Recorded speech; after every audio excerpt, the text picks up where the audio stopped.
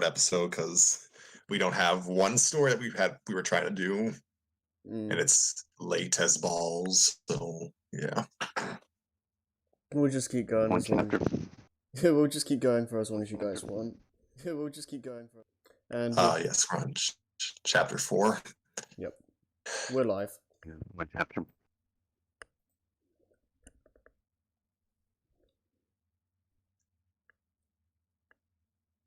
Say Nova. One chapter.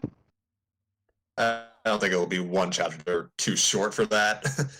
I think So- we'll just keep go as long as you guys feel comfortable with. I mean, you just said it's probably going to be short. I mean, as short as the last episode at max is probably what I meant to say. Okay. All right. Well. Because it's a weekend and this wasn't really supposed to happen anyways.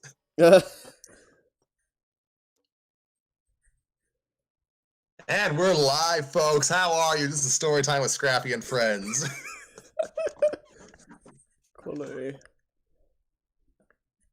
Yeah, we're back with another weekend edition because we wanted a Halloween episode, but nothing happens according to plan here. Not really, no. Yes, we had scheduling issues, so we're just going forward with our continuation of the Pokemon story called Erika by Pika Blue Kachu. Yep. With us again is Nova. Hello. And our eternally beleaguered audio guy, Harry. Hi there, ho there. It's the Coach C here. I had to say that. I'm sorry. You're not sorry.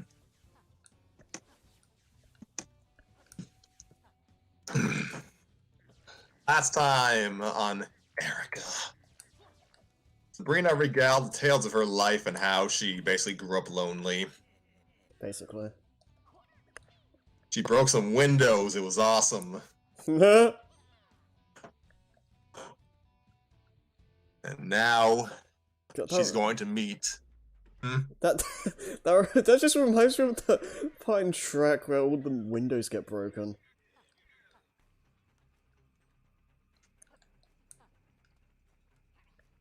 Anyways, Right, now we have to read Shrek's story. Thanks, Harry. I didn't suggest that, but I mean, if you you can look for one if you want. It is law now. Okay, and this time around, Sabrina is going to meet the iconic rival.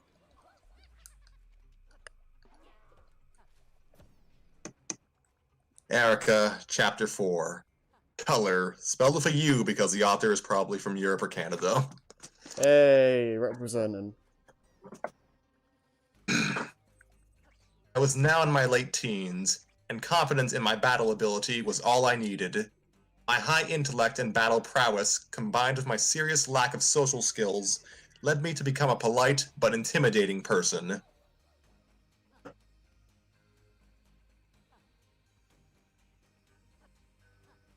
I treated my opponents with dignity and respect, but behaved as though I was far above them from the moment I met them to the moment I crushed them in battle.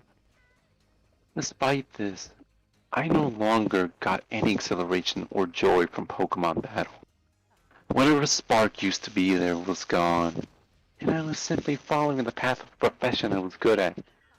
I fulfilled my duty as Saffron City's gym leader to the best of my ability without any difficulty. And that was all. My ability to peer a short ways into the future only exacerbated my confidence, as I could see the defeat of most trainers who came to challenge me before I had even met them. But there was one extremely unusual month that changed everything. The same month that Team Rocket took control of Saffron City before being given the boot almost as suddenly as they arrived. Perhaps the most shocking thing about the Team Rocket incident for me was that I did not see them as a long-term threat at all. I plainly foresaw that the defeat would be swiftly delivered by a trainer I had never even heard of before. As a result, I chose not to lift a finger against the Rockets and merely let destiny run its course. A few days after the Team Rocket incident predictably blew over, I foresaw that a different, exceedingly powerful trainer would storm Saffron Gym, like a rampaging primate or something that was invulnerable to psychic type attack somehow. Anyway, he was rude, far more rash than the challengers I was used to. He barged through the front doors, smashed every gym trainer, and dashed through the warp tunnels at random until he found me. Gosh. You really went out of your way to make your gym a pain in the butt to navigate, huh? You're way too pretentious. He tutted at me. What an arrogant attitude. Luckily for you, I'm still in the mood for a battle. I crossed my arms and tapped my elbow with my finger irritably. I grimaced a little, but attempted to keep my calm. I was slightly taken aback, though, as I could not foresee the outcome of the battle. You talk big, but I have known for a while that you would come. My psychic powers have been strictly trained since childhood. Since you desire it, I will show you the powers that saw me become Saffron City's gym leader. Ha! You talk big? I regretted saying that from the moment the battle began. His Pokemon matched his aggressive energy beat for beat. In terms of raw strength, they were unlike anything I had battled in quite some time. The battle ended with the boy as the victor. I felt shamed by my defeat to such a brat, but did not show it, of course.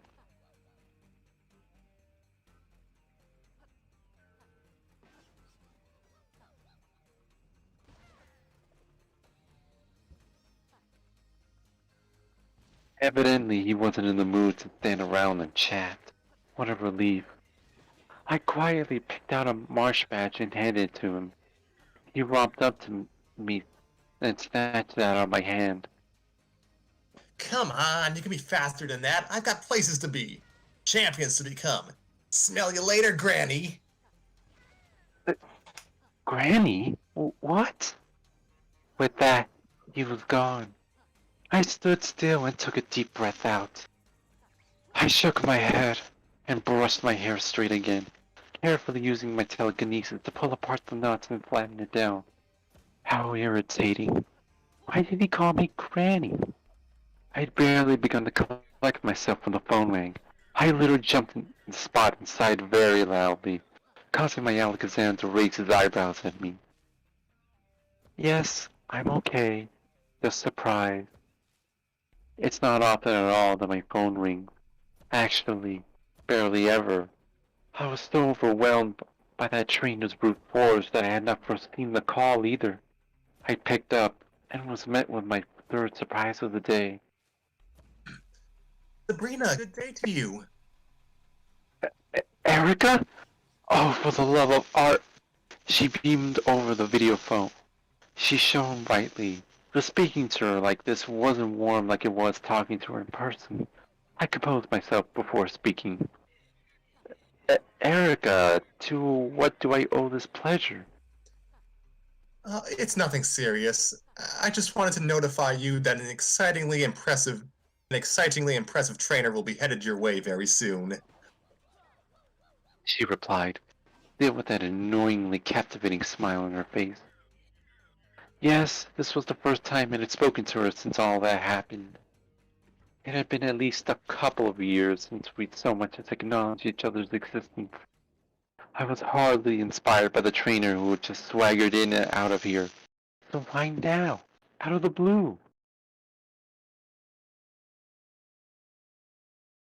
If you meant blue, he just left. I scoffed, the taste of defeat still bitter on my tongue. Erika stared quietly for a second and tilted her head. Ah, she's cute, I thought to myself. I felt my passionless heart thaw slightly.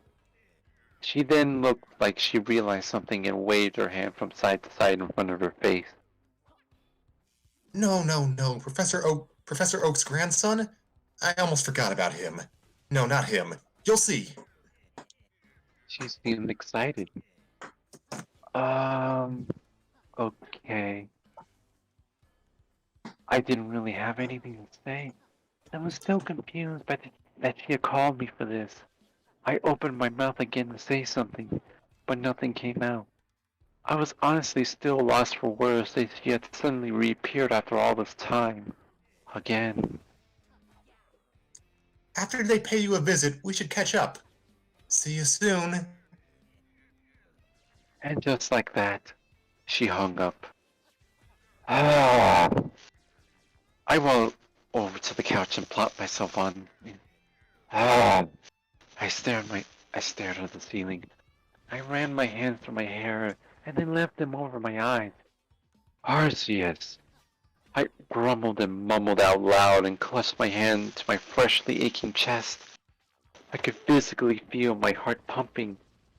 It reverberated emptily in that chasm Erika excavated and left there years ago. I tried to calm my breathing and just lay there for a while. Evidently, I rose and the blood rushed back to my mind. I caught Alakazam staring at me again. He was evidently concerned. I smiled slightly and got up off the couch. I see you're still far more emotionally mature than I am, huh? I huffed a small sigh. Alakazam frowned. He could tell that what I said was simply an attempt to laugh off my issues. I knew immediately what he felt, not just because we were telepathic, but because it was the truth. I bit my lip. Then I bit it a little harder.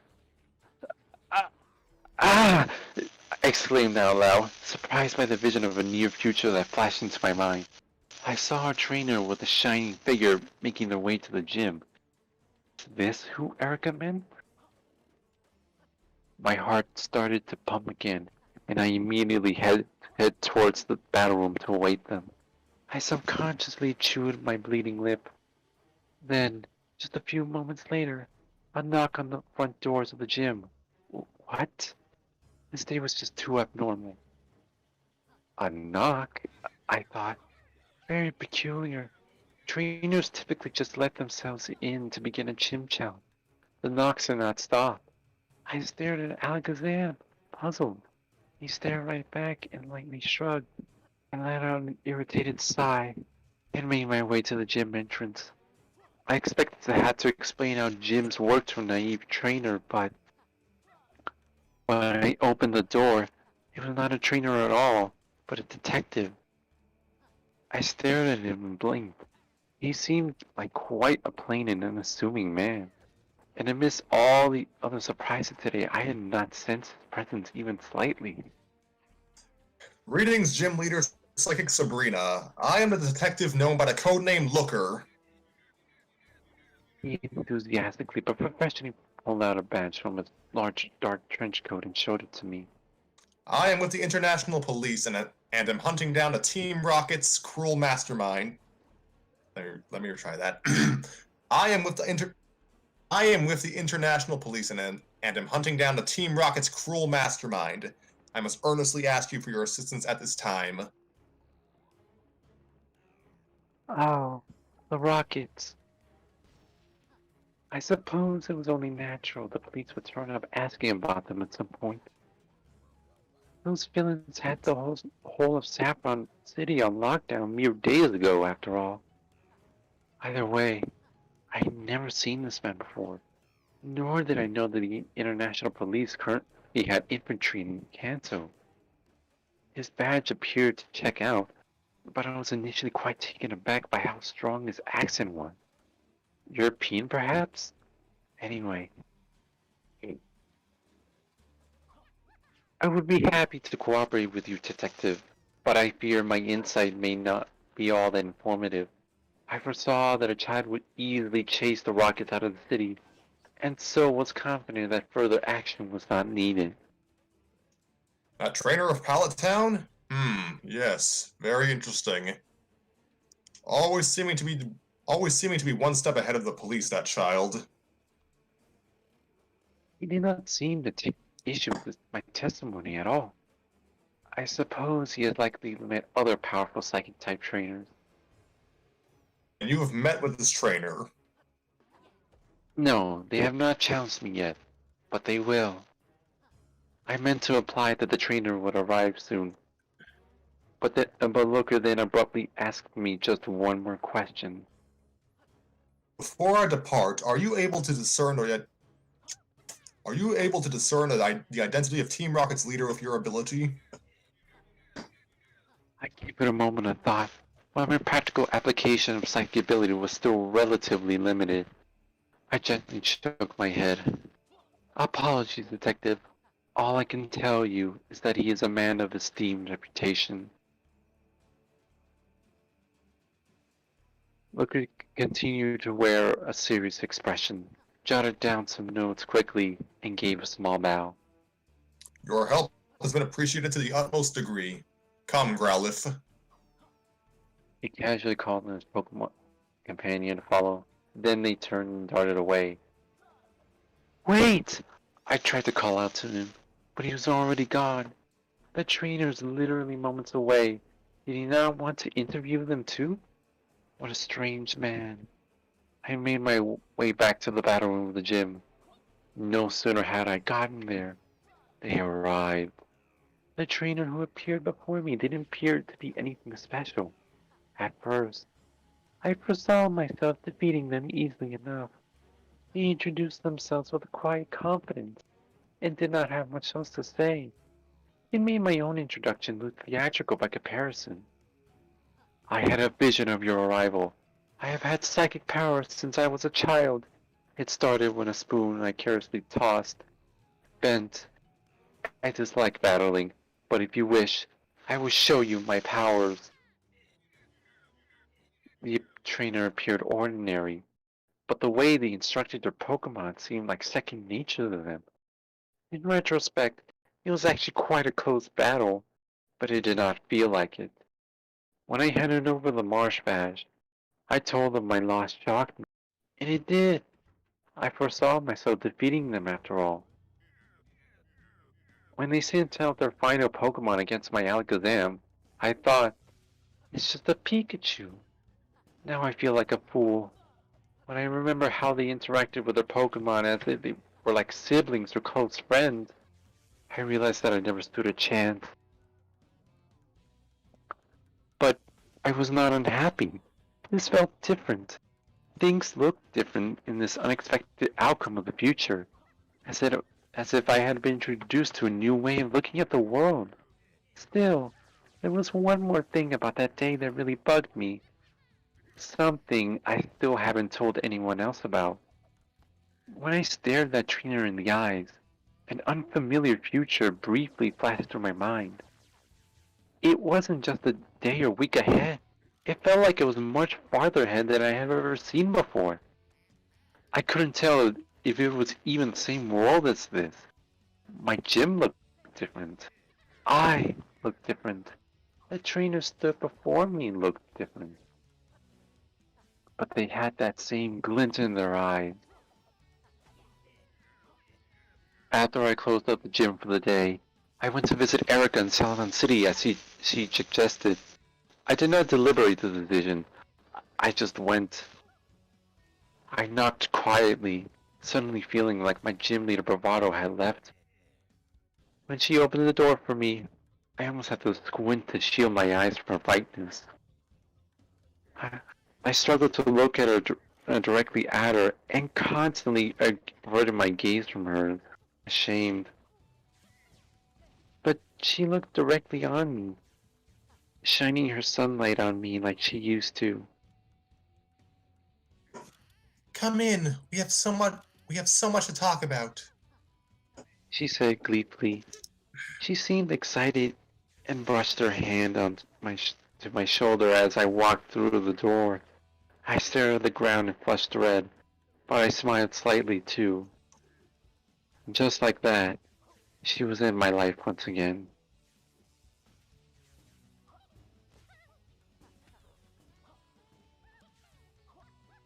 And then chapter.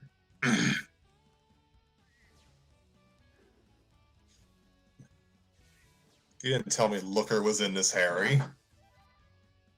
I don't remember what... I remember a good chunk of the characters, but I think some of them, are... less important than others, let's say.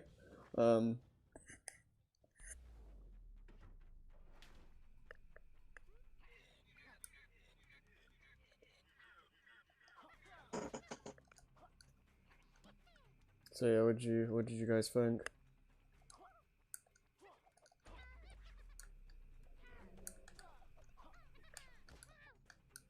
It's about... Scrappy. Pardon? No, I was just wondering if you heard. Oh, true. Yeah, I liked it. It's good. Yeah, I don't have much else to say. It was a decent reinterpretation of the Saffron City arc of Red and Blue. Yeah, I'd agree with that. I'm happy to know that the rival is just as much of a douche to the gym leaders as he is to the player character. Yeah.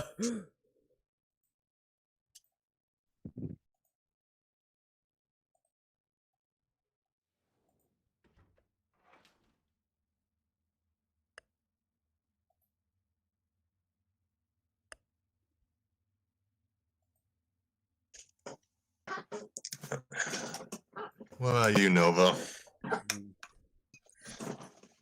I'm gonna save my thoughts for the end. Okay. Alright, then on to chapter 5. Oh yes, this is according to the author's notes that chapter 4 was the end of flashbacks. Alright. Let's see. Chapter 5. Friend. Present time. A lot has changed in the past year, at least from the life I was used to. It felt impossible to really go back to how things were before.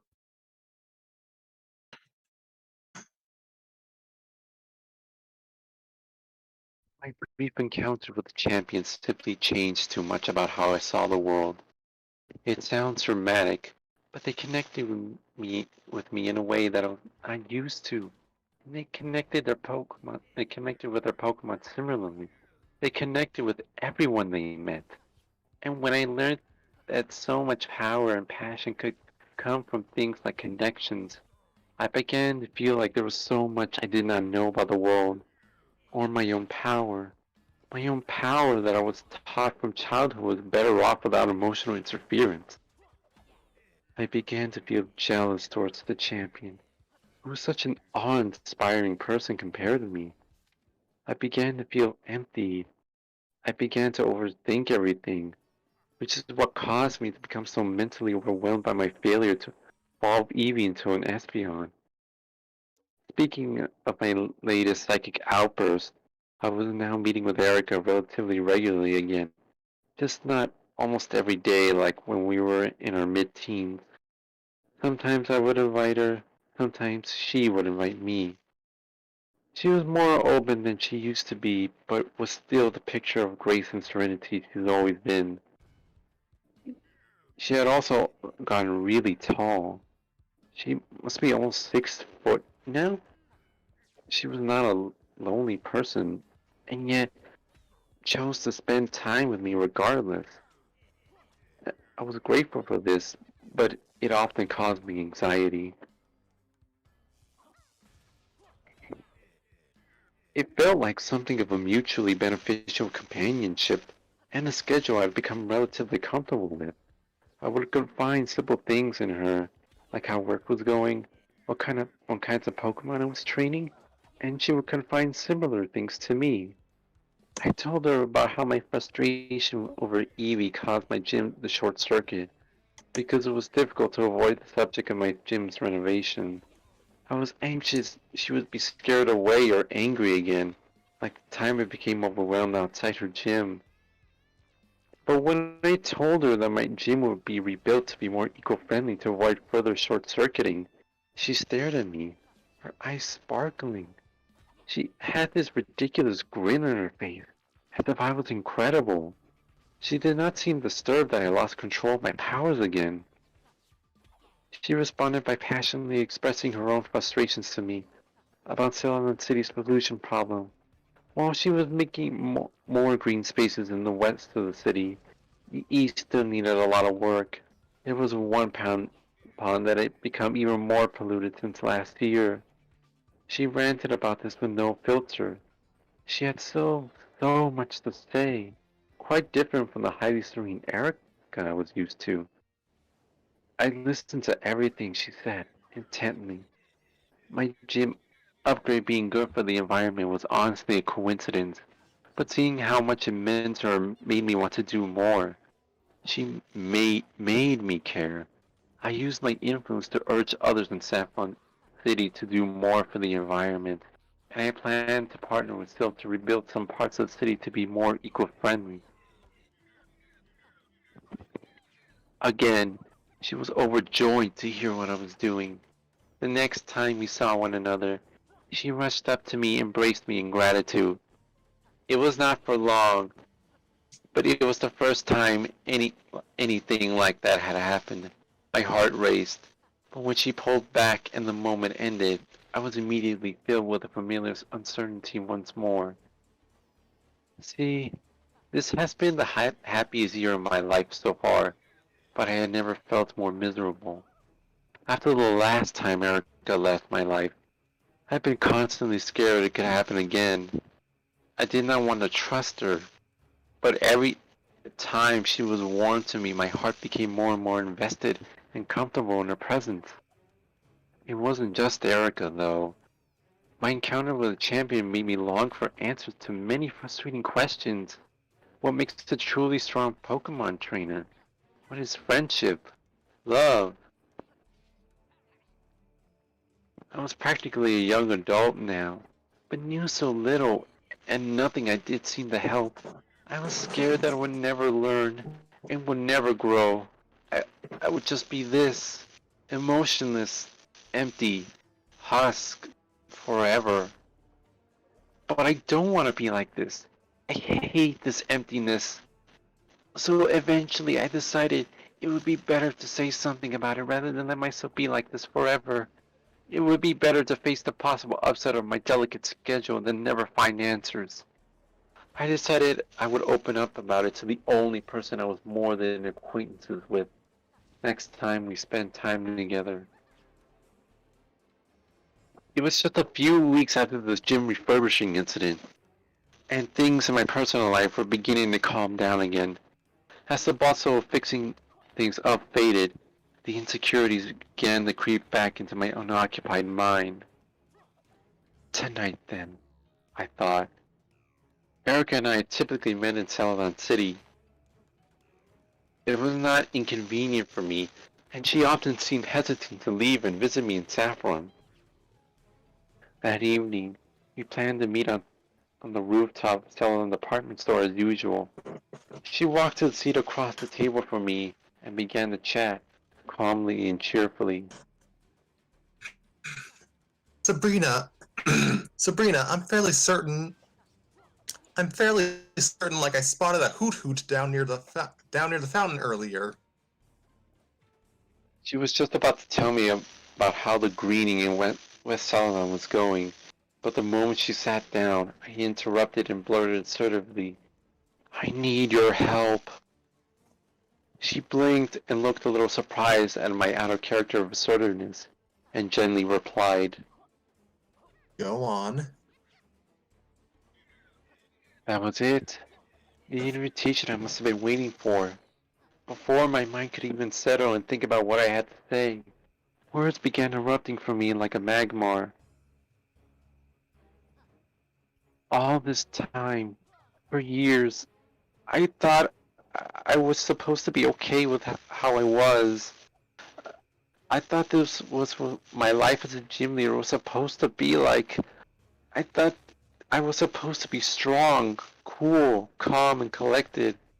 But when I see people like the champion, people like you, I think, what if I'm only those things because I'm empty inside? I'm nothing like everyone else. I don't shine. I don't blaze. I just exist. What if I'm incompatible with emotion? How can I ever be half the trainer that the champion is? Half the person they are? If I cannot truly understand people or Pokemon, I can read people's minds, but what good does it do when I cannot even understand myself? I lay awake at night, asking myself what's wrong with me. How can I fix my broken mind? Was I wrong all these years to think emotion was a detriment to my abilities? How could I become a more emotional person even if I wanted to be? Was everything I taught as a child just wrong? My voice was steady at first, but I began to speak faster and more in a more elevated tones as the question cascading around my mind burst out of my mouth in a wave. Sometimes I become so scared that I know and understand so little that I'll just die alone and friendless without ever learning what friendship and love even are. Without ever identifying those experiences or they informed who I am. Without figuring out what to call this horrible persistent ache in my guts or the chasm in my chest that makes me feel like I need a gasp for air. But I am so tired of these non-stop questions plaguing my once calm mind. I'm so tired of feeling this all my life. This is all my life can ever be. I want to understand. I don't want to be like this. This empty, feeling emotionless husk of a person anymore. It was truly a messy stream of comments that reflected the turbulent chaos in my mind. My mouth stayed open, ready to say more, but my mind felt quiet, and nothing came. Nothing but a tired, dejected sounding croak. My throat hurt. After staring wide-eyed for a few moments, Erika giggled and sighed. I felt so ashamed that I felt the blood rush to my head and my hair felt like it was standing on end. I tried to look away from her, but she put her hands on mine and stared at me dotingly, as if I was a dear family member and she was so proud of me. Sabrina, sweetie, can you truly call yourself an emotionless husk if with your eyes filled with tears like that?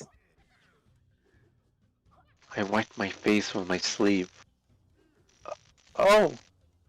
I managed to squeak, without realizing talking about this out loud to Erika was making me cry. The tears sat idly under my eyes at first, but after Erika pointed it out, I felt them running down my cheeks. She clapped her hands together. I'm relieved. I stared at her, puzzled. My head hurt. I'm really sorry, Sabrina. I've been egging you on all this time, trying to understand if you wanted us to become closer, or if you genuinely preferred solitude. She she looked a little sad. But I would be really happy to help you if you want it. And I'm happy you asked me. I grinded my teeth slightly as I thought she was pitying me. I wish you had said something, I said quietly. I suppose, kinda grumpily. She apologized again and clasped my hands a little tighter. I know that now. I really am sorry. I nodded and gave her a slight smile to show her I understood. I didn't feel like saying anything. I was genuinely just relieved, though. It kind of felt like there was a little pop in my head, and the previously high pressure began to ease its way out. Erika stood up and walked next to me. She said, Look at me. Look at my eyes. I struggled, but I did as she said. She put both her hands on my shoulders and stared at me with this fiery look of determination. Lesson number 1. You need to leave your comfort zone more often. I want you to close your gym tomorrow morning and meet my friend and I near the Celadon fountain for tea. Understand? She ordered absurdly. I stared wide-eyed back at her, my tears drying, and nodded slightly meekly.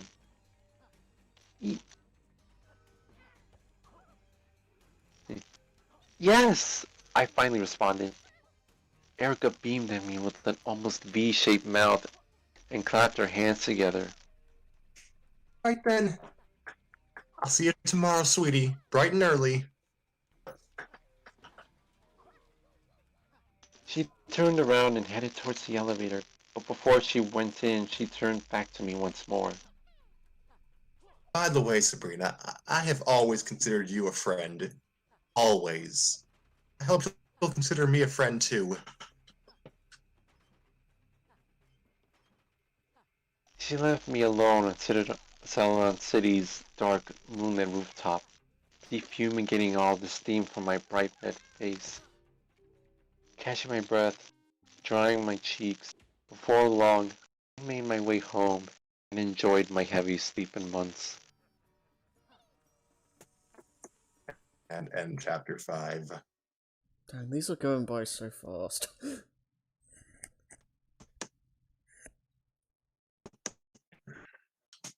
It's only been half an hour.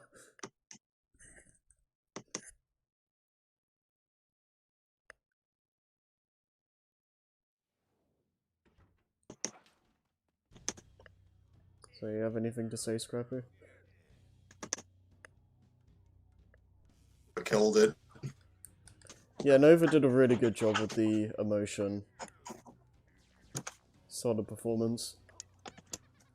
It's like I said last episode. It's just there's a lot of emotions here that I really connect with more deeply than probably the average person, or rather the average Joe probably would, because even though like Scrappy said last episode, like a lot of these feelings are universal, but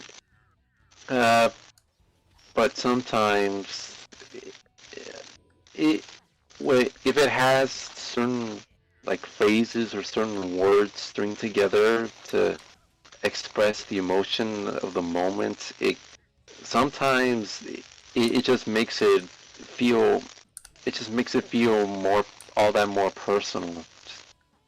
Yeah.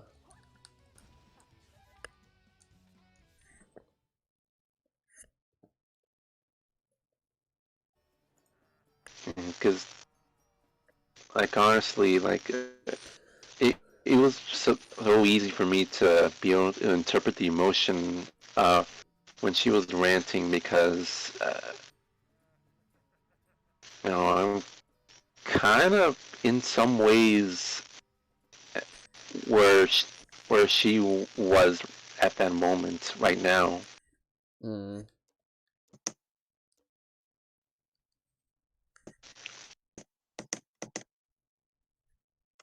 And Sorry to hear that.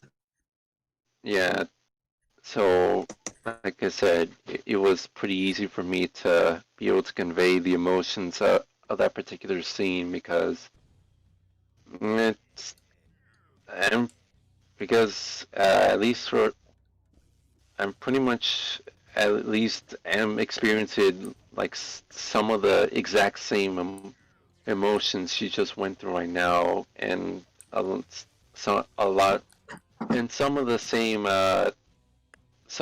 thought processes in particular as well. Mm-hmm.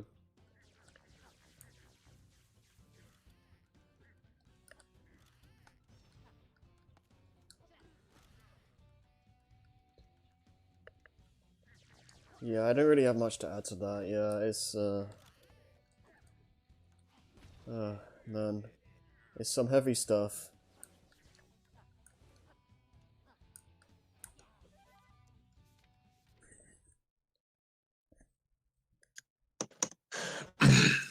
It ended nicely. Yeah. Onward to chapter 6. Did I drop out? No, you're still here. I think I called briefly cut out. Okay. Onward, chapter 6, T. The next morning, I woke and rubbed the sand from my eyes. I still felt heavy from my crying the night before. The rest of my body felt light, though, including my head, which had been thumping angrily at me less than a day ago.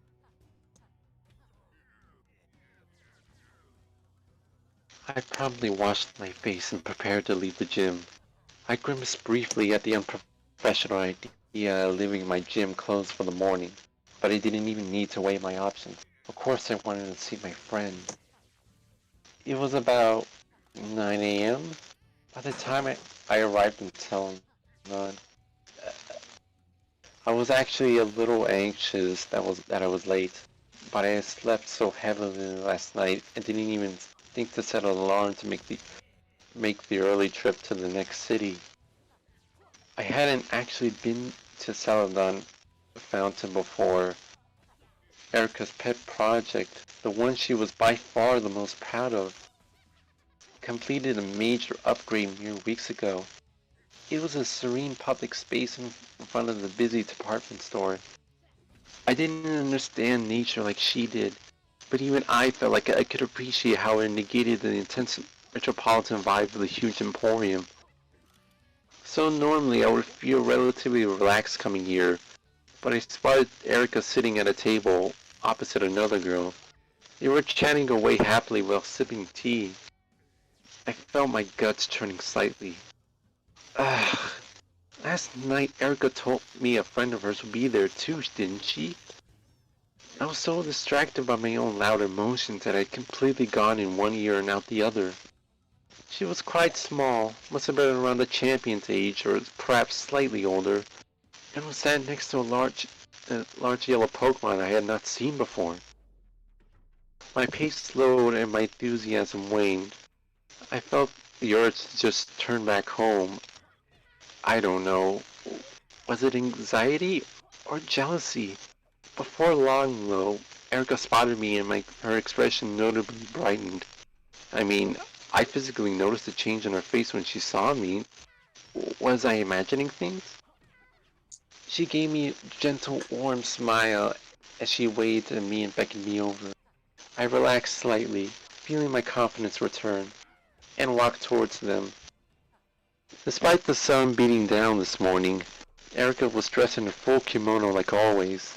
She fanned herself gently with an ornate foldable fan. Needless to say, she was a picture of radiant grace, as always. I felt flustered that someone like her afforded me attention like this. As I got close, Erika called out to me. I'm so happy. Pardon me. I'm so happy you decided to join us, Sabrina. Please grab a chair and sit. I felt like throwing out a snarky response. Like, of course I came. You invited me? But I bit my tongue. For all she knew, I might have preferred to open the gym today like usual instead of taking her up. I pouted slightly as all 3 chairs at the table were taken. So I shuffled over to an empty neighboring table and took one of the spare chairs. I placed it next to Erika's, but not too close. Erika carefully placed some tea in front of me. It was still piping hot. After I sat, I looked at Erika next to me. I could not see her mouth from behind her fan, but due to the mischievous shape of her eyes, I could tell she was grinning. She shuffled her chair closer to mine, close enough for our arms to occasionally brush. She smelled nice, and her aura was soothing to be in. With her free hand, she grabbed mine and put it on the table, encouraging me to look at the other girl in the eye. I mean, it worked, but I wish she hadn't done it in a way that made my face feel so hot. Sabrina, this is Jasmine, Olivine City's gym leader. Jasmine, this is Sabrina, Saffron's gym leader. I convinced myself to look at Jasmine. She was really young, and she wore a simple white beach dress. Her hair was long and fair, with pigtails she had pinned upwards. While it might look childish on anyone else, She pulled it off in a way that somehow made her look mature for her age. I met her light hazel eyes just as she introduced herself. Oh dear. um, good to meet you, Sabrina. Miss Erika has told me so much. Rather than talk about herself more, she seemed eager to introduce her companion. She awkwardly gestured to the large yellow Pokemon sat beside her. This is Amphi, an Ampharos who is a very close friend of mine. I decided to bring Amphi to see Erika and Celadon Fountain today to perk our spirits. The Ampharos headbutted Jasmine affectionately. I found it interesting that she kept the Pokemon outside its Pokeball. It reminded me of the champion. I also noted that when Jasmine began to talk about Amphi, her stuttering eased and she became more relaxed. Hello to you too, Gym Leader Jasmine. It is a pleasure to finally make your formal acquaintance. Erika elbowed my stomach lightly and I reacted with a quiet, ah! Ah, She peered at me from over her hand fan, almost disapprovingly. relax, Sabrina. She whispered, No need for formalities here, we're all friends. friends? Just like that? No, it's not that simple. Jasmine could probably hear her as she smiled at me mischievously. I smiled back and sighed. It's good to finally meet you, Jasmine. Is Ampharos, Amphi, a steel-type Pokemon? I had heard that Jasmine was a gym leader specializing in the steel type, a type that was previously thought to be uncommon in Kanto. Ampharos looked more like an electric-type Pokemon, however. Jasmine shook her head. No, Amphi is an electric type Pokemon, as you may have guessed. She scratched Amphi's long neck. Amphi is not actually a battle partner, but is the very important light source of Olivine Lighthouse. Amphi gets cabin fever sometimes, though, so in daylight I like to bring them out for some fresh air.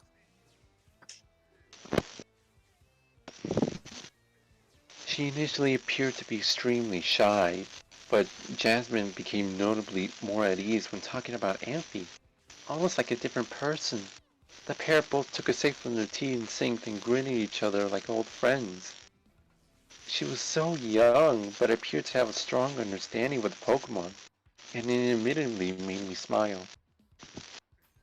The tea is the tea is wonderful as always, Miss Erika. Jasmine said with delight.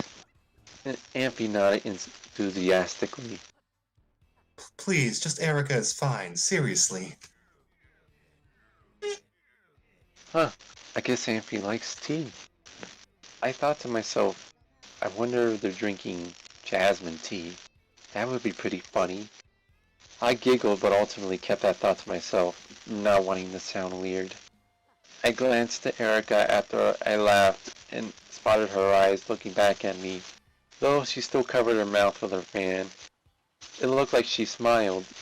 I think she was proud of me, but I still wasn't feeling too talkative. We sat in silence and sipped tea for a few moments. It was peaceful, but I did not know what to say, and seemed like Jasmine too had fallen shy again. As if reading the mood perfectly, Erika piped up. Say, Sabrina, why not ask Jasmine if she has any advice about your Eevee? She really put me on the spot. If it was Erika's intention to force me to talk about things I typically would prefer not to, it was working. Not wanting to be embarrassed by saying no, I swallowed my pride and explained to Jasmine that I could not get Eevee to evolve into an Espeon. Jasmine leant her elbows on the table and rested her chin on her hands.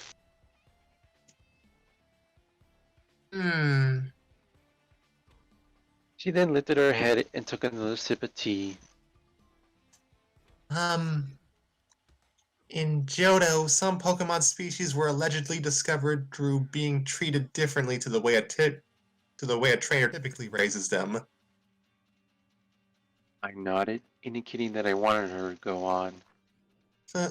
For example, a Cantonian Poliwhirl would normally evolve into a Poliwrath after being exposed to a water stone, correct? But certain rare rock formations found in Johto can help it to evolve into a Pokemon called Politoed instead. Some trainers have told me that Pokemon that had a lot of fun experiences seem to evolve in different ways too, but research into this is still quite early. They are slightly wide-eyed. I knew that there were many ways of evolving Pokemon in Kanto, but I had not fully considered that the environment of a region could influence even a Kanto species to evolve differently. So, you think Eevee may evolve into an Espeon or Umbreon differently to its peers? Jasmine nodded. Yes, we have some evolutionary stones in Johto that are uncommon in Kanto, such as the Dusk and Shiny stones. Eevee does not react to any of them, and yet I have met trainers with Espeon and Umbreon and even some other Eevee-related Pokemon that I am less familiar with. Incredible. Well, it's more commonly seen Pokemon I was unfamiliar with in Kanto. It appeared that Eevee possessed even more evolutionary potential than I expected. I looked at Jasmine in amazement. I underestimated you. There's still so much about Pokemon I do not know. She blushed and avoided my eyes. It's really nothing. This sort of thing is just more common in Johto. When I first visited Kanto, I was surprised to see Pokemon like Pikachu in the wild, and Erika's Vileplume. The Pokemon Blossom is comparatively more common in Johto. Jasmine took a deep breath in and Ampy appeared amused. I could tell she was slightly flustered by my compliment and was attempting to sound modest, but I did not mind. I chuckled. She was easy to get along with, and I found myself growing fond of her. Maybe Erika was right when she said we could be friends. The whole while, Erika was nodding calmly. She looked relieved and pleased.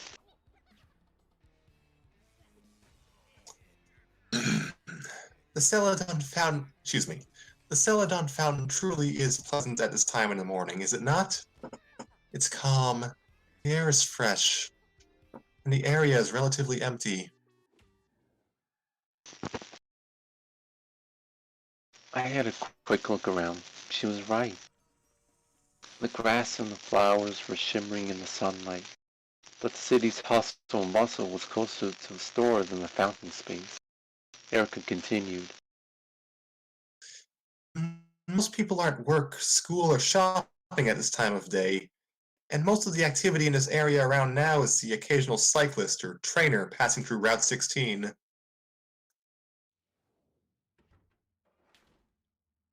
She stood up and looked around, holding out her arms and taking a deep breath.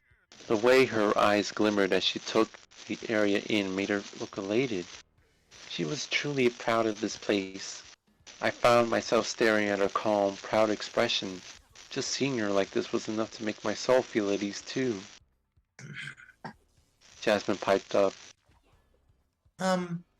Miss Sabrina, you should consider bringing your Pokemon to enjoy the air here sometime. I'm certain it would be good for them.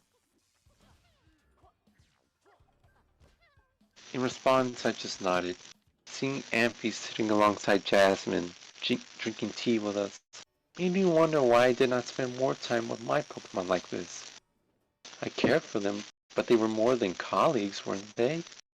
For a while, we quietly enjoyed the peace and the warm sun.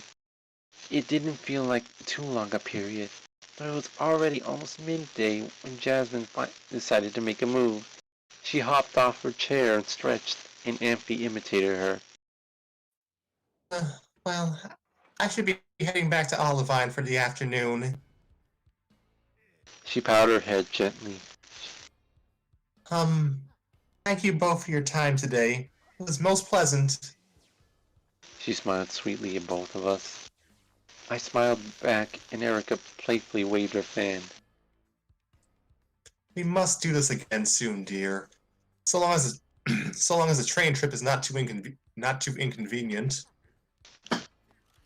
Jasmine nodded in agreement, gave Amphy a pat on the back, and the two made their way to Saffron City's train station. Jasmine's departure made me conscious of the time. Almost midday, I said aloud. I should probably be getting back too. I was, after all, still not totally okay with closing the gym on a work day. I turned towards Erika to say goodbye, but she had snuck right up to me, fan held mischievously in front of her mouth again. She eyed me up and down. Far too stiff. Nope. She grabbed my hand and began to tug me in the direction of her gym instead. Hey! I objected, but she just chimed back. You still have a lot more relaxing to do. Come along. And chapter.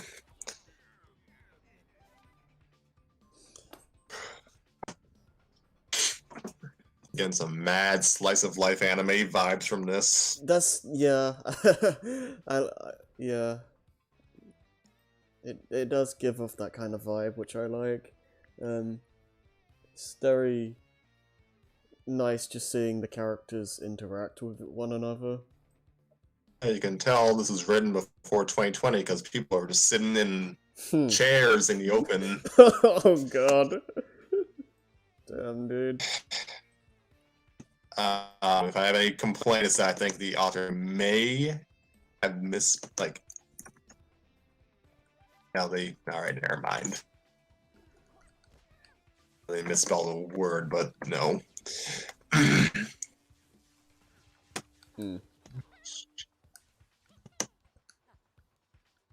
Mischievous. I always pronounce it as mischievous. Fair enough. No, not fair. I'm butchering the pronunciation. Well. No, well.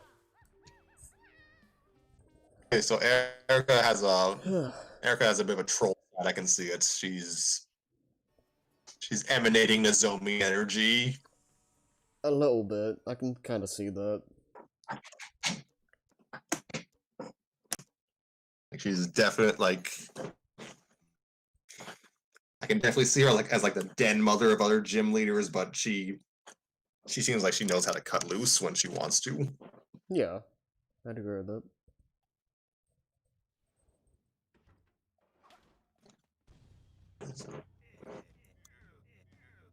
Oh, the fun chapter, and the author just keeps on apologizing for the chapters being long, but they're not long. We've gone through till we make our ascent. This is nothing. That was, yeah. I can't. Every time they peek a blue Pikachu, greatest name ever, by the way, keeps on apologizing for the long chapters. I'm just like, oh, this is nothing. It's just like, yeah, that's cute. But, no.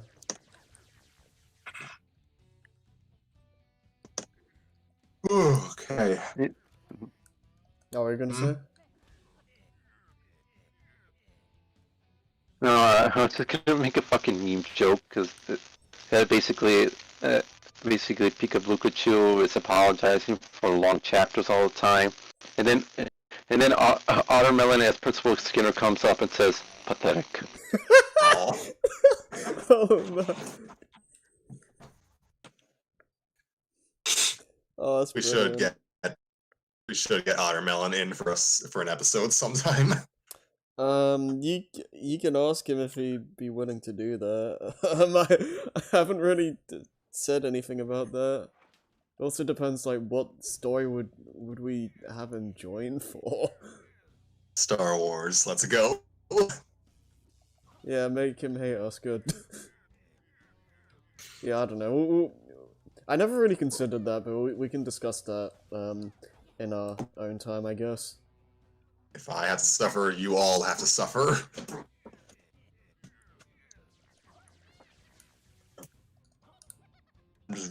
I'm just kind of paying attention to that smoking meat in the background of the boss fight. Oh, you're looking at the game now? Oh, yeah. I think that's meat. I don't even... Yeah, I think it is. I'm busy trying not to die, so I can't focus on that. Okay. We doing another chapter? Yeah, I think we can do at least one more. Yeah, because these have been blazing through these. I wasn't expecting to do, like, this many chapters this quickly, I'll be frank. It might... I mean, you guys... You push for the long form story. I expected this to take longer than just a few sessions. To be honest, I did too. I think it was just because the way I read it, I read it a lot more slowly compared to this, so maybe I just misremembered how long it actually was. I do remember the sequel story being a lot longer though, so I guess we'll see how that goes, but yeah.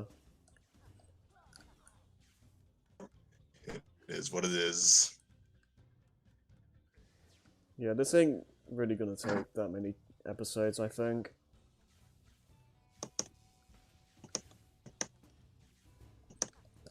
Alright, then. Chapter 7, A Brief Peace. As Erika had left the gym closed today too, it was empty and quiet. As she unlocked the door to let us in, I tried to object again. Erika, I really don't think I should leave Saffron Gym closed for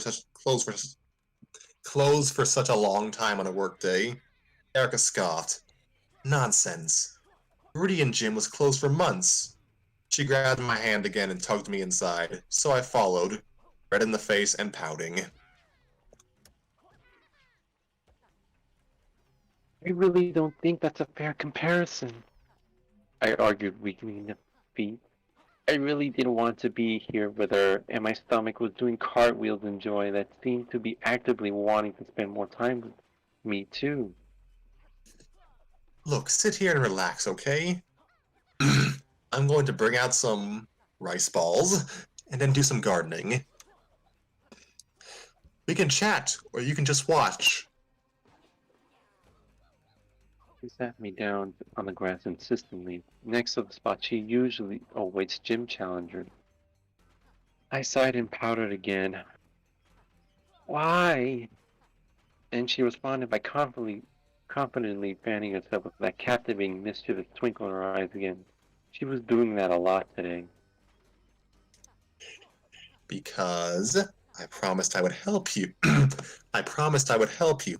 Lesson number 1, leave your comfort zone more often, remember? I avoided eye contact with her for a moment to think about what she said. You are the boss of your own life. It is professional to open a gym as much as possible, but not a contractual obligation. I won't even force you to stay here. But if you want my advice as your friend, I think you should spend most of the day with me. I responded with silence at first. My brain told me I should argue, but she was right. I sighed and tried to make myself relax, as Erika brought out a few rice balls. Thank you. We sat closely together on the grass and ate a rice ball each. Delicious. I cheered up pretty quickly now that I was here. Speaking of Meridian Gym, I thought aloud. Did it ever get a new gym leader? Erika shrugged before responding. It doesn't seem like it. People come and go. A lot of prospective trainers are put off by that place. I cannot say I blame them. Still, I did hear that a lot of younger, more hot-headed trainers are interested in that gym. I swallowed the rest of a rice ball. Erika, how do you find out all this stuff? She responded frankly. Because I talked to a lot of people, Sabrina. Fair enough. The lights in the gym were off, with some ribbons of light streaming through the windows from outside. The air was quite cool, but not cold. Besides, just being near Erika was pleasantly warm, as always. It was so quiet. We just sat together in silence, contented. For once, I decided to speak my mind. Nothing helped me relax quite like you do, Erika. Erika said nothing in response. She giggled and ruffled my hair, probably with affection, but it was still annoying. I really liked my hair to stay neat. After that, she got up. I'm just going to water the. I'm just going to water the plants in the gym. Again, please make yourself at home, sweetie. We smiled gently at one another, and she went about her business. I stretched out slightly. I tried, at great pains, to make myself at home as suggested. I found that it was much easier when I just watched her gardening. It was hard to believe that just yesterday I was too scared to even consider Erica a friend. Now here I was, being scolded for working too hard, and then sharing quiet moments of silence with the person I'd focused my intentions on for so long. Was this it? Were all my years of frustration and uncertainty about Erica's place in my life going to be solved just like that? What caused that to change so suddenly? What caused Erica to welcome me back so quickly? I rolled onto my side and inconspicuously clutched my chest. I still felt that anxiety somewhere inside me. Friendship isn't that simple, I guess. I sat up and watched Erica gardening again, and I distanced myself from the lingering feeling of anxiety. The way the sunlight filtered through the small windows and landed on her jet black hair was captivating. I felt like I could see every individual strand, bouncing care, carefreely with every step she took. She hummed quietly as she intended her garden to her garden. I suppose it was not strange she refined little schedules like that to make the job more rhythmical. Or maybe I was overthinking it. Ah, Arceus. She was beautiful, though. She really was a breathtaking individual to me. I felt myself thinking how lucky I was to have met her all those years ago, for her to have been the one to allow me into her life. I truly hope that in the moment that we could stay together and just have more days like this. I continued to watch her quietly. She bent down to carefully tend to the soil. It was around this point that I caught my eyes transfixed on her rear. I mean, it was just interesting to see because she usually wears a full kimono, and actually, the way kimono hugged her backside like that, I don't think I'm necessarily a good judge, but her behind was actually really nice. She was just really aesthetically pleasing in a lot of ways. The moment I became conscious that these thoughts were actually running through my mind, I felt the blood rushing to my head, and I began to chew my lip, and I became extremely preoccupied with asking myself, why am I looking at her body in the first place? How do I stop myself from thinking about it? I should just not look at it. If Erica ever found a lover, it will be really lucky actually just saying. Maybe if I make myself think about something else, like an egg, I ended up saying that out loud. Hmm? Erica must have heard me. By the way, Sabrina, what do you think of Jasmine? She asked, as if it had been on her mind. I, uh, hang on, what did she ask? About Jasmine? Uh, Jasmine? I was still bright red and my eyes felt like they had lost focus slightly, but I made myself look at Erica's head instead of elsewhere. Jasmine is a wonderful girl.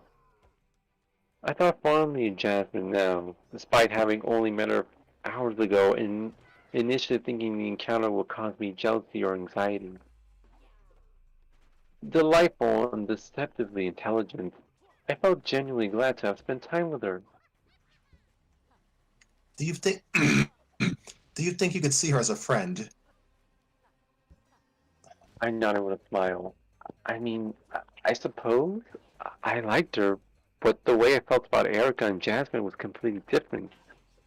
That makes sense, though, right? I had known Erika for years. We spent a few more hours together doing nothing particular until Erika deemed me, in her own words, sufficiently relaxed and granted me leave. As she began to open up the gym for the afternoon and I made my way out, I turned to her and clasped her hands in mine. She seemed almost surprised by my out of character display of physical contact, but smiled sweetly. Thank you for today. I mean it, I said. I struggled to maintain eye contact with her, but this kind of earnest emotional gratitude was still kind of muted. I feel nice, so even if it's frowned upon to close the gym on a weekday, I hope we can do this again sometime. Then, let's make it a weekly thing. Erica replied happily, without hesitation. I was much more hesitant. Uh, uh, Maybe not every week, maybe every 2 weeks. She pouted. Fine, but I bet you get bored. I'm just a phone call away, okay? She gave my hands a little rub. I'm here for you, Sabrina. Oh, and next time, bring Evie and Alakazam along. So I did. The next time we all met for tea in Celadon, I brought Evie and Alakazam and let them out of the Pokeball. Erica would let Vileplume out. Jasmine would let Magnemite out. We all shared tea and snacks together like friends, and I really enjoyed it. I was surprised by how entertaining and fulfilling it was to spend time with Pokemon leisurely. Alakazam knew me so well by now, and I think it was really proud of me for making more of an effort. Alakazam was not just a battle partner or a colleague. Alakazam was like another friend to me, and I felt like such a fool for not realizing it sooner. Eevee was quite shy and timid at first. He actually reminded me of me slightly, but he responded well to affection. He loved to be pet and fed and treats, and before long him and Alakazam got on quite well too. I told Alakazam that he made a good babysitter for Eevee, and he responded, Evie since a child, Sabrina. my bad. Okay, so at first I stood my ground. At first we did this every other week. It was really a little sporadic to begin with. Sometimes plans would clash or we'd meet in the afternoon instead of the morning. Sometimes Jasmine was not able to come. Actually, Jasmine was not able to bring Amphi along often, due to Amphi's important job at All of my Lighthouse, but it was always a pleasure to see them. So before long we established some regularity. We closed our gyms and meet on Wednesday mornings every fortnight. And yeah, eventually I started wanting to do it every week like Erika originally suggested. I told you.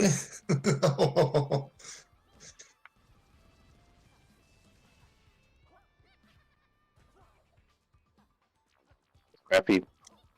I said the line. Oh, okay. Let me try that again. I told you. She teased, her fan in front of her mouth mischievously as she loved to do lately. It really did help to break up the weeks, though. It gave me something to look forward to and helped me give the energy to remain enthusiastic until the working week was over. I would sometimes meet someone new, like one of Erica's gym trainers or another gym leader. For example, Jasmine once brought Whitney along, a normal type gym leader from Goldenrod City in Johto. She was a cute girl, a year or two older than Jasmine, but admittedly she was kind of intense. It really put Jasmine's own maturity for her age into perspective. We occasionally met with Janine too, Gym Leader Koga's daughter. Erika was already quite well acquainted with her, and they had met for tea in the past. Janine was a few years younger than Erika and spent half her time looking up to her father, and the other half of the time ranting about how she wished to surpass them someday. Ninjas operated in the shadows, but Janine actually felt trapped in her father's shadow. I haven't yet decided if this is poetic or cheesy. Anyway, these tea social events were also how I became reacquainted with Brock and Misty, who would both spend time in Sullivan occasionally. They seemed to be friends, but they weren't always together. They initially still found me intimidating, which I resented, but I think my resentment proved I was actually changing, and I think they could tell.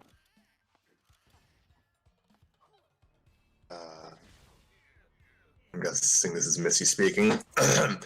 So Erika, did you hear the? So Erika, did you hear the latest on Viridian City Gym? Wait, actually, no, that's Brock speaking. So Erika, did you hear the latest on Viridian City Gym? Oh, I don't think so. Do tell. Wait a minute, Brock. You got some juicy intel and didn't tell me yet? Brock held his hands in front of himself defensively. Give me a break. I only just found out about this yesterday. And Misty pouted. I sipped some tea to try to hide the fact I was smirking. Look, I heard that Oak kid has his eyes set on completely remaking the image of that dump. We all raised our eyebrows. That brat? Misty slammed her hands on the table and shouted exactly what I was thinking. My eyebrow twitched as I remembered him. Erika shrugged. It's been over... oh dear. It's been over a year since I've heard anything of that kid. Maybe a little excitement. Maybe a little excitement is just what that city needs. Sure, I still wasn't much of a talker when anyone besides Erika or Jasmine were around, but I still felt like I was learning more about people. Heck, I finally felt in the loop as a gym leader. But most importantly, it was fun. They were all actually good people, all of them. Even Erika's gym trainers that I almost loathed with jealousy years ago. I just never saw it before. I felt my regrets slipping away the more we did this, even my regrets about closing the gym. Still, after a few months, the old stressful questions left my mind and new ones made themselves at home instead. And they got louder and louder. Erika's behavior didn't help. I found her gradually becoming more and more comfortable inside my personal bubble. She always liked to sit our chairs close to each other, and I like to think it was to help me feel more secure. But after a few weeks of becoming more comfortable with each other, we would sit so close. She would sit so closely to me that her hips rested against mine. She could probably tell that it made my face beat red and made my mouth quiver like a sidewave attack. But I didn't mind. In fact, I happily reciprocated. We sat closely together and occasionally leaned on each other. It was warm, it was pleasant. I loved her smell, and I loved the fact she seemed happy to share a space with me and no one else. We occasionally spent more quiet and close moments on gym together too. Just to catch up if we had way too much to talk about, or to escape for some peace or a tea session became too rowdy. Like that time Whitney suddenly started crying because she left her milk tank back in Calderon Gym, and I wanted her to try Erika's tea. But the privacy of Erika's closed gym just meant that our closeness to one another began to feel more intimate. We clearly enjoyed each other's physical company. I wanted to be near her warmth.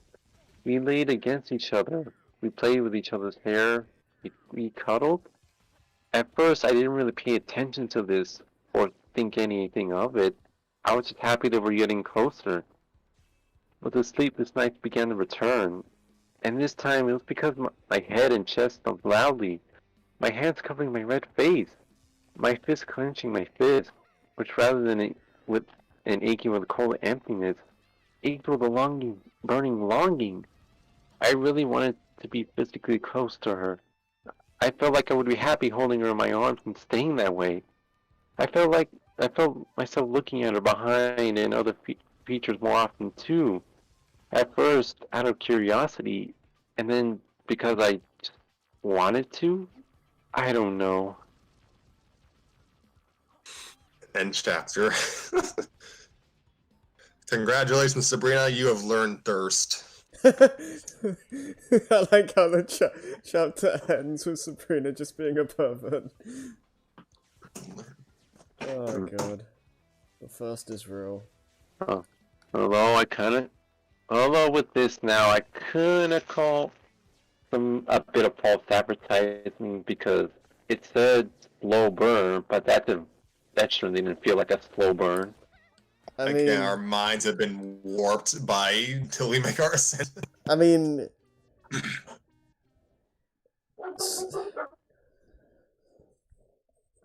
yeah, I guess. I mean, we're approaching the halfway point of the story, so I mean, the initial romance, this is about as I'd say this is a fair starting point for the initial romance. I mean, the actual, like, romance thing, I think still won't actually happen for some time, though. This is more or less just planting the seeds for it. Well, we're near the halfway point, that's fine. Yeah. Well, and I mean, I'm just saying that.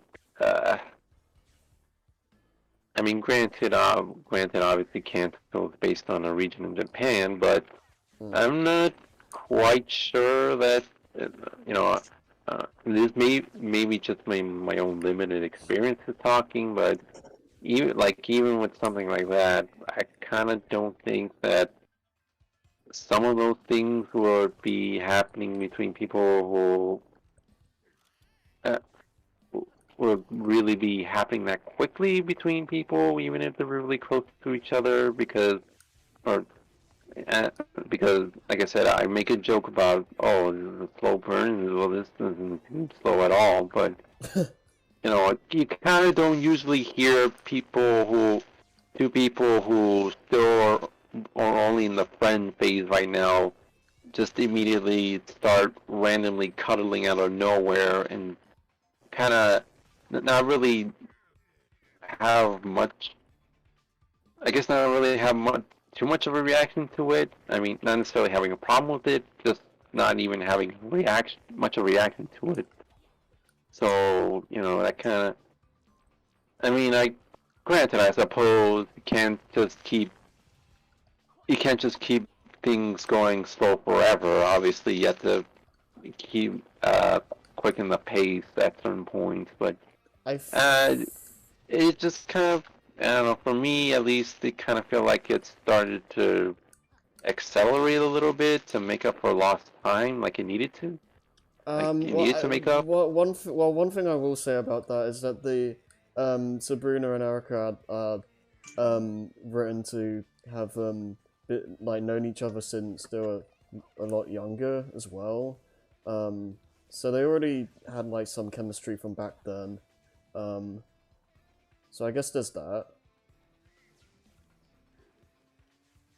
And that is a factor to consider, but even so, like considering how Sabrina still kind of was, even in her teenage years, it kind of, I don't know, it kind of felt like it was almost kind of reset for a while, like still at the base, and then the chemistry rekindled.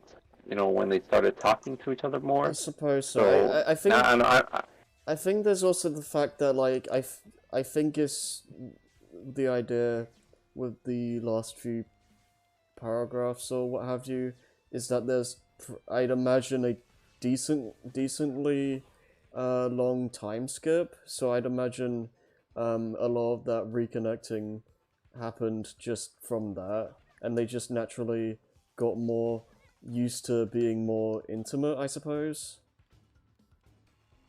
Yeah, yes. Yeah, I suppose that's a reasonable point.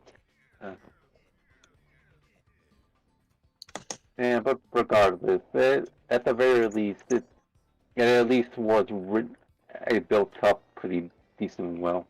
Right.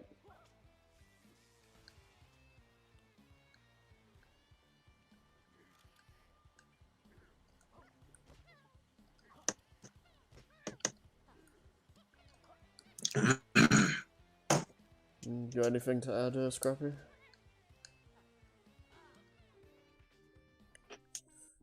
It speaks to me.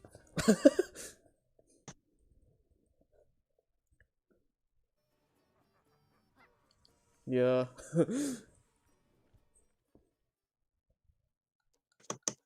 Okay, so do we want to continue, or is everyone ready to call it for the night? I assumed we were finishing, but what do you guys want to do?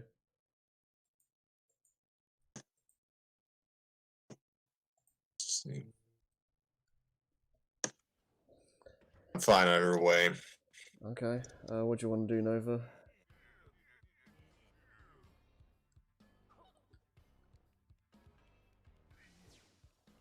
I don't know. I can't. I mean, I'm technically I'm still completely fine with going a little bit longer, but at the same time, I'm also thinking about the runtime. Let me see. It's been an hour 26 minutes, so it's around the same time as like, till we make our Ascent episode. Or, well, maybe not. Oh no, those go 2 hours. Okay, so it's you. I guess it's a bit longer than, say, like your Super Mario Show episode, but not by too much. All right, we can call it. We do need to actually we do need to stretch this story out to have stuff to read before the Duel of the Fates. Yeah, I was gonna say, because like we what is it, my estimate was like 5 episodes for this story. I don't think we're even gonna reach that. Actually, we are due to, by our designated schedule that we definitely always follow to the letter. We are due now for a breather episode. Yeah, we were gonna do one today, but plans fell through and all that. Like they do Yes, a lot. So, yeah, as they want to do with us. Yeah. Yes, I don't know when we'll resume recording. I'm gonna presume Ethan, if he wants to be anything, would have to wait till Saturday. So who knows when we record again? Did he want to be in the Scooby thing? Yeah, yes, he was our designated Scrappy Doo voice. Oh, okay. Fair enough. Oh, hi, people coming in to this episode, to our show for the first time. We're reading a Scooby-Doo story. Indeed. And I keep dying to this stupid boss. Yes, so if we want to read that story, we'd have to wait till Saturday. So if we, by some chance, decide to record sometime earlier in the following week, then I'd have to find something else over the weekend. Mm-hmm. So yeah, we're in the wilderness again. Oh, God.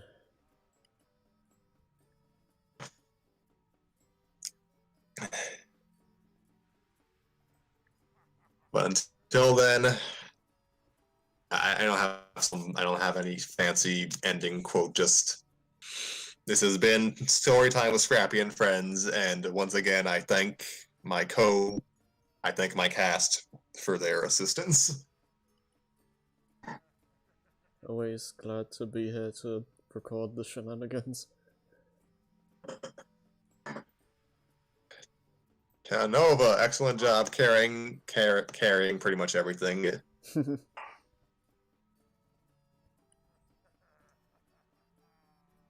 that's what I said. You should probably be the narrator from here on out. Because, if apparently I've done as well as you guys said I've done, then might be the best idea going forward. Just saying. Yeah. No, I Never. No, I can see what you mean by that though, because I think with you being the narrator, and I mean no offense for the Scrappy, but it feels like it definitely feels like episodes or chapters are going by a lot faster now. because of that.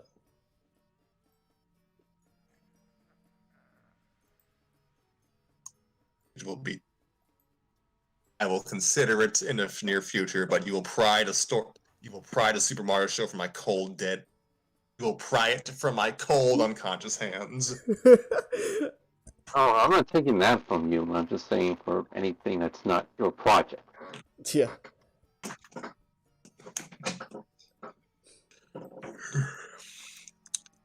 Yeah, we'll see. Yeah. Again, yeah. Yeah.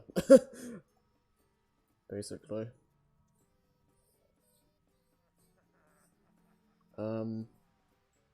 Yeah, I got nothing else to add to any of that. So we good for closing? We have 1 week left of October, so yeah, we should try and read a spooky story soon. Yeah. Otherwise it's not going to be relevant anymore. Yep. And that's why, for absolute horror, we are reading my early drafts. No. Oh god. Oh yeah.